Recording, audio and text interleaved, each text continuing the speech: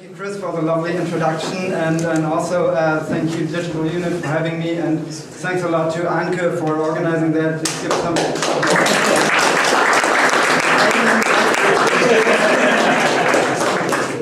So hi, my name is Joe. I think I have to do many of these. Cool.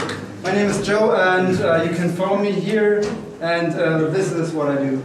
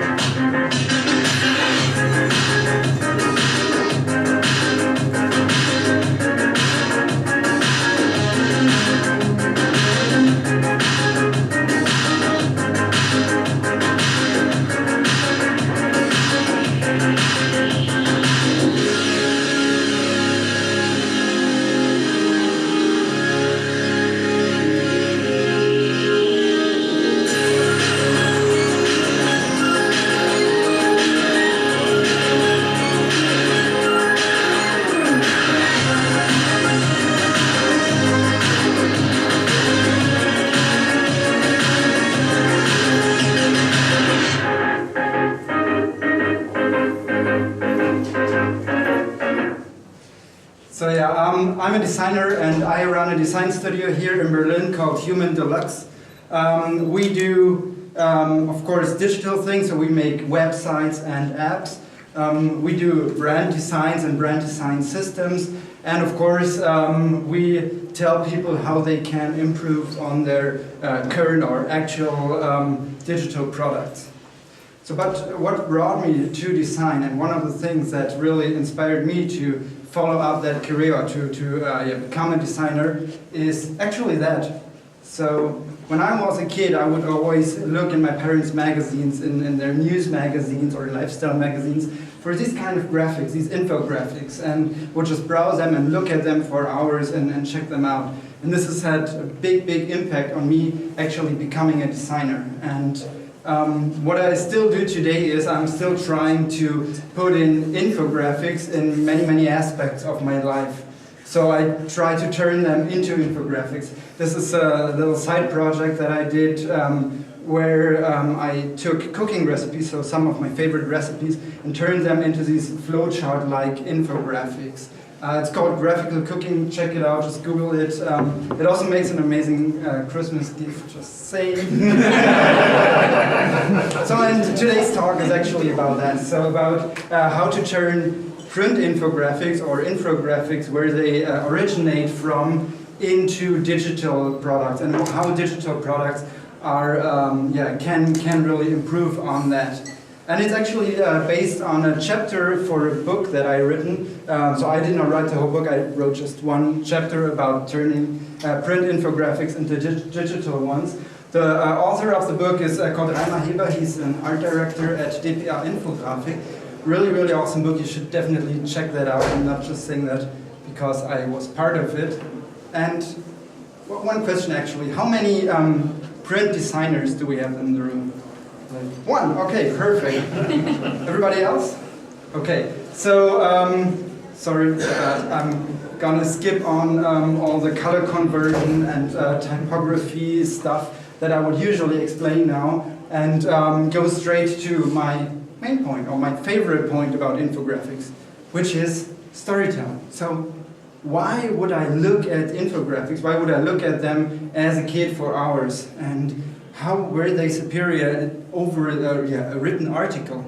And the reason is, I mean, it's kind of obvious, but having something like this, having this picture of the boat where you can see all the details, you can see all the rooms, you can see everything, really helps you to immerse in that world and to really imagine of having been on that boat, or with riding it in a way without me ever having been on a boat like that. And this helps with many different things. For example, here I found a great example. I didn't do that, somebody else did, but it's a great example how you can use this longer on-screen infographic style where you have these big pillars of infographic, to use some kind of linear storytelling and just turn the Wikipedia article for ice cream into something that you could actually enjoy looking at and enjoy reading and maybe learning something of it. It also helps you to communicate a mission if you have. So, example here is saving the polar bears. You can start with a statement and then add some facts which support your story, and finally support your mission, and finally end with a call to action. So that is something which infographics can really help with. And this actually brings me to one of the biggest points or biggest pain points in our digital age.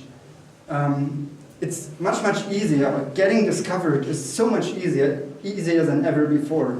But getting attention is really hard these days. And of course, social media plays a big role in that. Almost 2.5 billion people have some kind of social media account today, and they're using this.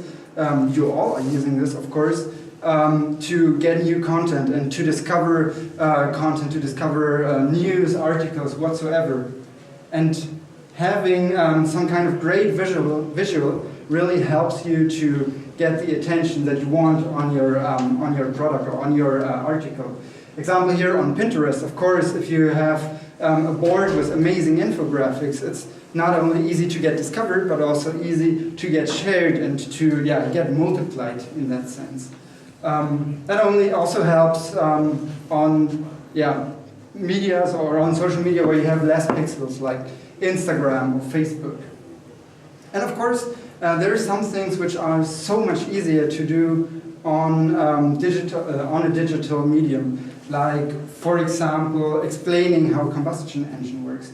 This is really difficult if you just print it. You have a lot of explaining to do, but it speaks for itself.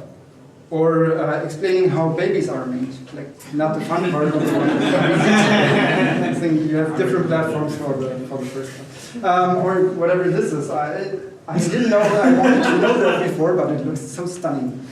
And yes, of course, because we are in a digital medium, we have data.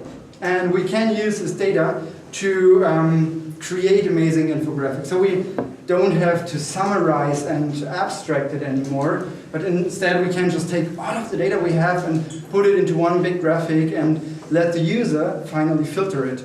So in this example, this is what the LA Times did when Kobe Bryant decided to map them onto this big field.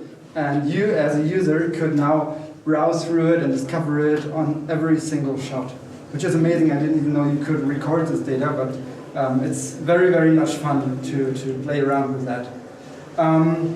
We can also use live data. So we do have amazing live data, and we can use this like these real-time wind maps to create stunning visuals and to create a real cool imagination. And by that, we can also make the data much more relevant for people. So we can take the information, break it down in a really granular way, and make this infographic, which before was simply a huge map, really zoomable and browsable and really relevant for each individual. Like, how did my county vote? How did my city vote? How did my neighborhood vote? This is really cool on screen. And yeah, we can create experiences with that. So, for example, who knows how far Mars is away? Anyone? Okay, me neither. I have no clue, but there's a cool scrollable infographic for that. And this is actually more like a real full website experience where you click and then it scrolls a bit and then it shows you the relation of Earth to Mars, Earth to Moon, and then finally Mars, and you scroll down all of, okay, you know what guys, check that out at home, we don't have the time. Another really cool project, which I wanted to show you is Roads to Rome. Roads to Rome is basically showing you how far you could get either by foot, by bike, or by car in a certain amount of time, and it shows you these different passes, which is great fun to play around with, but also comes in very handy in a zombie apocalypse. So I don't know, something like that. And yeah, you see, infographics have actually become kind of part of the UI already. Who's here for beyond tellerrand and stays in an Airbnb? Anyone? Okay, you don't have to confess, I know that. Berliners don't like Airbnb, but when you ever try to find an apartment here, there's one really nice little detail which I wanted to show you as the last detail tonight, which is this one. This is a price range selector, and this is basically just a bit of standard UI, but what they do is they show this little bar chart here on top of the price range selector to give you instantly the information of what is the average price and help you make a great decision and yeah, help you select the right range at a glance, basically, without having to do the research. So yeah, in the end, infographics, and especially in the digital medium, make this information so much more accessible and make it really delightful to use. Thank you, guys.